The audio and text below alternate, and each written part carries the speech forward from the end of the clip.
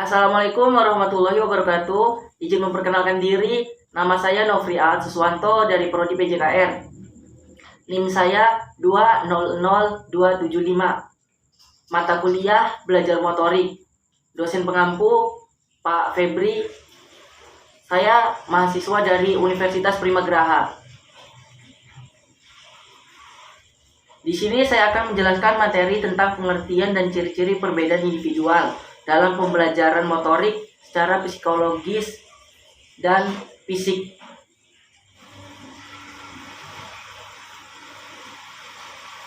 Perbedaan individu atau individual diferensi adalah suatu perbedaan yang dimiliki oleh setiap individu, baik fisik maupun non-fisik, yang menjadikan seseorang memiliki karakter atau ciri-ciri yang berbeda antara satu dengan yang lainnya. Perbedaan individu merupakan faktor penting sebagai dasar pengembangan individualized instruction.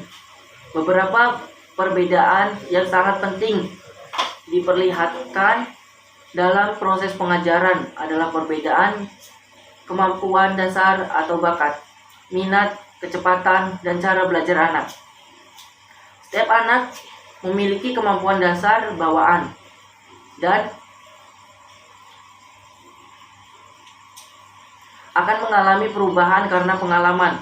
Karena kebutuhan anak dan kemampuan dasar bawaannya berbeda, maka minat anak dalam belajar akan berbeda juga.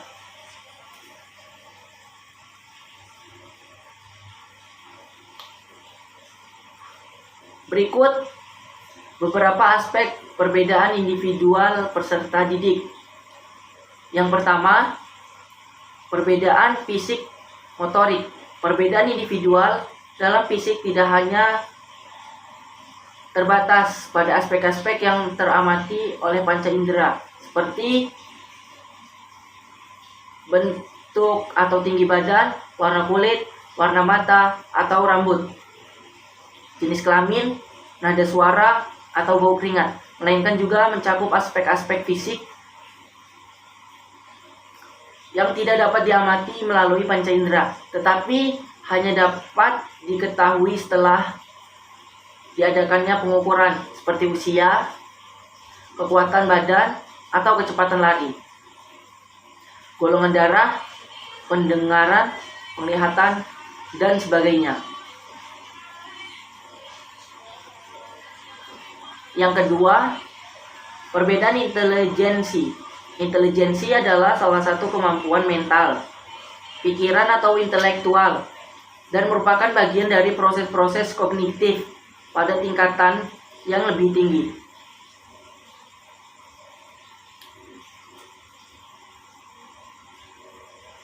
Para ahli mendefinisikan dan merumuskan istilah intelijensi secara beragam, namun sebagian besarnya sepakat bahwa definisi dan rumusan istilah intelijensi memiliki sejumlah kualitas tertentu sebagai berikut.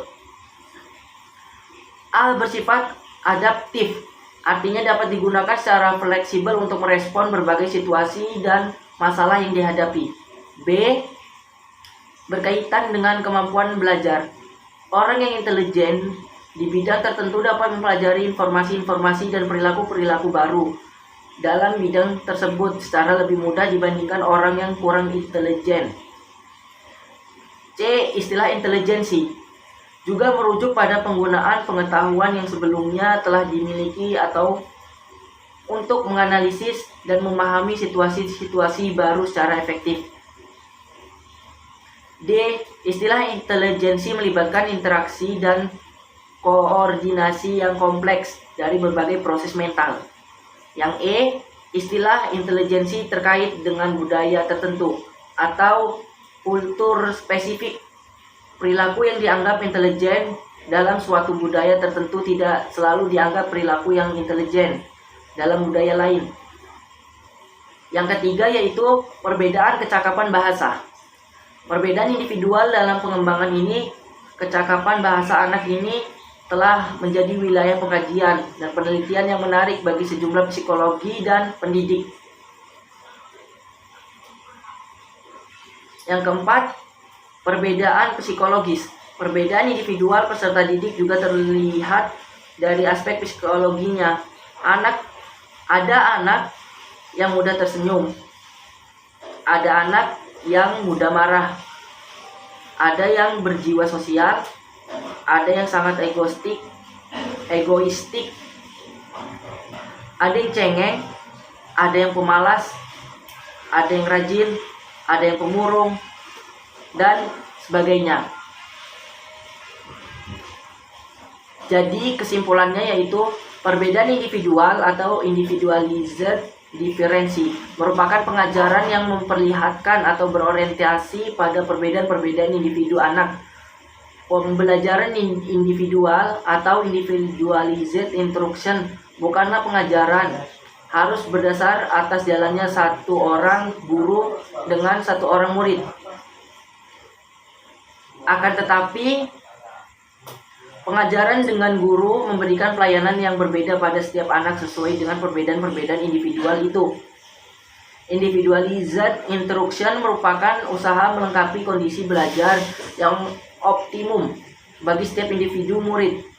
Aspek-aspek perbedaan individual meliputi perbedaan fisik, motorik, perbedaan intelijensi, perbedaan kecakapan bahasa, dan perbedaan psikologis. Terdapat 3 jenis program yang terbanyak dilaksanakan, yaitu bagi anak terlambat. Program yang dapat dikembangkan adalah program remedial atau perbaikan. Bagi anak sedang, program yang dapat dikembangkan yaitu enrichment atau pengayaan. Bagi anak cepat, program yang dikembangkan yaitu acceleration atau percepatan. Pengelompokan anak atas prestasi belajarnya atau affirmation grafting. Memberikan kesempatan kepada anak untuk belajar bebas atau independent study. Mengembangkan program individual.